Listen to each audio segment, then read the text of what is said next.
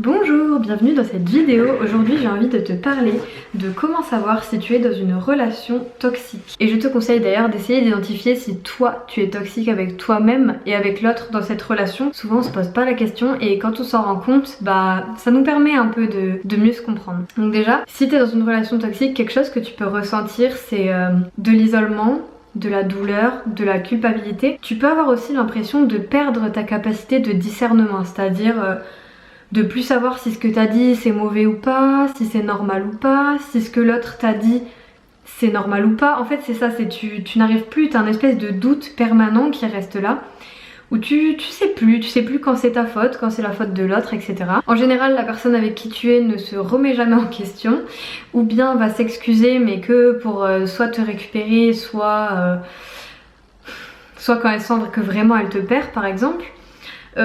Tu peux sentir aussi un espèce de stress ou une oppression ici qui est constante.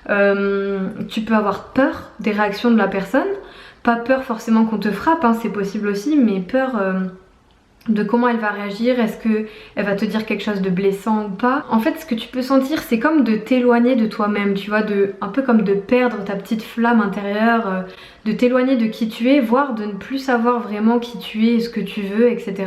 Tu peux aussi avoir tendance à t'isoler, donc ne plus trop voir d'amis, avoir l'impression de plus trop avoir d'amis. La personne avec qui tu es peut d'ailleurs critiquer tes amis ou ta famille, voire même, ça c'est très pervers, c'est te dire qu'en fait toi t'es super et ces amis là sont pas assez bien pour toi, mais en fait c'est aussi une technique pour te couper des personnes.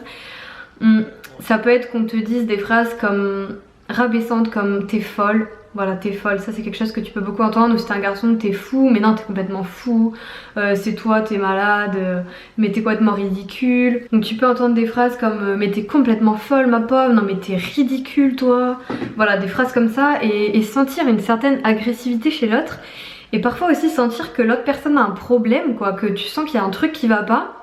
Mais quand même t'as ce doute où tu te dis non, si tu peux un peu justifier les comportements de la personne avec qui t'es auprès de tes amis et un peu donner une belle image de lui comme si tu vois cette personne risquait de t'observer ou comme si t'allais un peu la trahir en quelque sorte en parlant d'elle en mal. Donc voilà, vraiment une oppression et vraiment voilà que les gens te le disent aussi, parce qu'en général les personnes, donc si t'as encore un entourage qui est là, peuvent te dire que son comportement c'est pas normal, qu'ils comprennent pas pourquoi tu restes avec cette personne, qu'il y a des choses qui se font pas, et toi en fait tu t'es un peu dans un état d'esprit de soumission où tu vas t'excuser même quand tu sais que c'est pas ta faute, où tu vas être tout le temps dans l'attente en fait, dans l'attente de l'autre, dans l'attente qui t'aime, qui te montre qui t'aime, dans l'attente d'excuses. Dans l'attente de beaucoup de choses en fait, et cette personne peut aussi faire un peu chaud-froid avec toi, c'est-à-dire être super adorable à un moment puis plus du tout.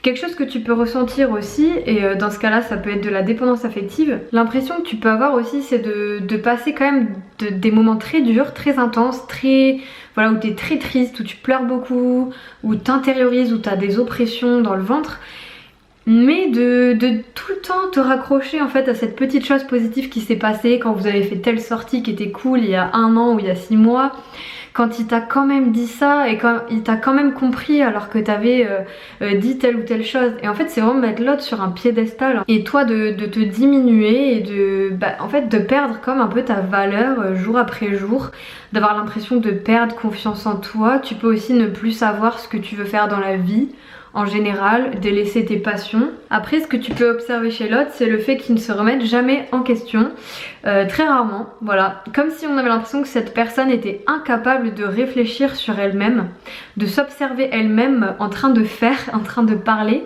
et de reconnaître ses torts. Et à l'inverse toi tu peux, je pense notamment aux hypersensibles ici, sentir ce qui cloche chez cette personne, sentir qu'il y a un problème aussi chez toi. Et tu peux culpabiliser de te dire ok je sens qu'il y a quelque chose de pas normal dans cette relation mais j'arrive quand même pas à partir. Et c'était pas le sujet de la vidéo mais j'ai quand même envie de te donner un peu une indication pour te sortir de ça. Donc que tu quittes cette personne ou non, d'abord il faut que tu penses à toi, donc à recharger ton énergie. Donc par exemple reprendre tes passions et tout, ça va pas faire que la personne elle t'aime plus. Et si elle t'aime plus parce que tu reprends par exemple que tu joues à la guitare, bon il y a un problème hein, on est d'accord. Donc voilà, prendre du temps pour toi, te forcer en fait à te dire par exemple le lundi et mardi je prends 1 heure où je vais dehors et je fais ma vie. Donc essayer de revoir du monde, que ça soit aller dans des conférences si t'as plus trop d'amis, que ce soit prendre un café avec une personne que t'aimes bien, voilà, de ton entourage que t'as pas vu depuis longtemps, recontacter ta famille si tu ne leur parles plus trop. Et surtout en fait voilà, prendre des moments pour toi, et je te dirais même consulter. Voilà, consulter, c'est quelque chose qui pourrait t'aider. Pas forcément le dire avec la personne, à la personne avec qui tu es, si tu penses qu'elle va pas comprendre ou qu'elle va critiquer ton choix. Mais le faire, voilà, tant pis, même si t'as l'impression de faire des choses dans son dos, il faut se dire que s'il y a bien une personne avec qui tu seras jusqu'à la fin de ta vie, c'est toi-même. Donc voilà, prends soin de toi-même, parce que cette personne-là, pour l'instant, t'as l'impression que sans elle, tu pourras peut-être plus rien faire de ta vie, que sans elle, tu survivras jamais, que tu n'arriveras pas à faire face, sauf que c'est totalement faux, parce que justement souvent ce qui se passe quand on sort de ces relations là, c'est qu'en fait on revit. Donc il y a une très grosse douleur au début, parce que voilà, on se détache d'une emprise hein, clairement. On a l'impression d'être sous emprise et pas respecté. Mais justement la suite est bien plus belle. Comme je sais très bien que là tu n'as pas envie d'envisager une rupture, enfin je pense, ou que tu y as déjà pensé mais tu te vois pas, tu dis non et tout, c'est impossible, je pourrais pas faire face à ça. Et bien vraiment voilà, de reprendre tes passions, de commencer à comprendre tes émotions, tes pensées, de lire des livres, de consulter, et puis aussi de te rappeler comment t'étais avant d'être avec cette personne. Est-ce que cette personne, qu'est-ce qui l'a attiré en fait? Qu'est-ce qui l'a attiré chez toi? Est-ce que c'est toute la joie que tu dégages, tout ce côté indépendant peut-être que tu avais avant, qu'est-ce qui l'a attiré chez toi? Parce que si cette personne, tu sens qu'elle t'a enlevé ça, qu'elle te prend ce truc, voilà, ça s'appelle juste un vampire énergétique. Et donc essaie de te reconnecter à ça, cette petite flamme que tu as en toi, et de prendre des moments vraiment juste pour toi quoi, où tu te fais plaisir. Ce qui peut arriver, c'est que tu commences à te détester. Alors après on peut arriver dans des états dépressifs, des troubles alimentaires, etc. Aussi quelque chose qui peut t'alerter, c'est au niveau sexuel. Alors ça on en parle je trouve très peu, mais au niveau sexuel, comment ça se passe avec cette personne? Est-ce que tu as l'impression que si tu dis non, ça va pas? Est-ce que tu as l'impression qu'elle a toujours envie ou qu'elle a toujours des attentes et que toi pas forcément? Est-ce que ça t'est arrivé de te forcer à faire, voilà, avec cette personne, parce que bah, c'est pas ça l'amour quoi, c'est pas du consentement. Est-ce que cette personne insiste à ce niveau là? Parce que toutes ces petites choses donc, qui peuvent être des agressions sexuelles véritablement, ça va affecter ton estime de toi, ça va, voilà, c'est pas facile, et donc ça peut être un engrenage qui t'emmène vers quelque chose de vraiment mauvais pour toi. Et c'est pour ça, même si là t'es pas bien en ce moment, il faut vraiment que tu t'essayes de comprendre sur le long terme et que tu te reconstruises petit à petit, même si jamais tu veux te séparer de la personne par exemple, ou même si tu veux pas, tu peux essayer de commencer à imaginer tout ce dont tu as besoin.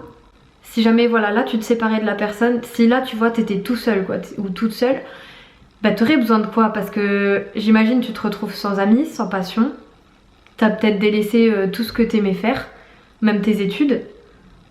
En fait c'est comme si tout le monde s'écroulait quoi, c'est comme si tout le monde était porté sur l'autre, et voilà, ça il faut que tu te reconstruises vraiment ton monde. Sur ce, cette vidéo est terminée, il y aurait tellement de choses à dire sur le sujet. Je te conseille vraiment voilà, de prendre soin de toi, et n'hésite pas à poser des questions ici.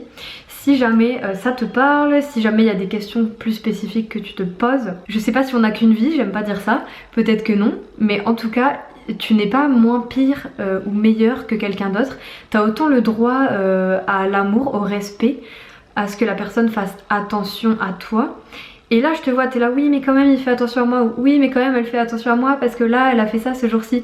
D'accord, mais si ça arrive ça et que d'autres jours la personne t'insulte, la personne te rabaisse, te dit arrête de pleurer, t'es comme ci, t'es comme ça, et t'empêche d'être toi-même, en fait c'est ça, t'empêche d'être toi-même et te brime, je sais pas si ça existe ce mot.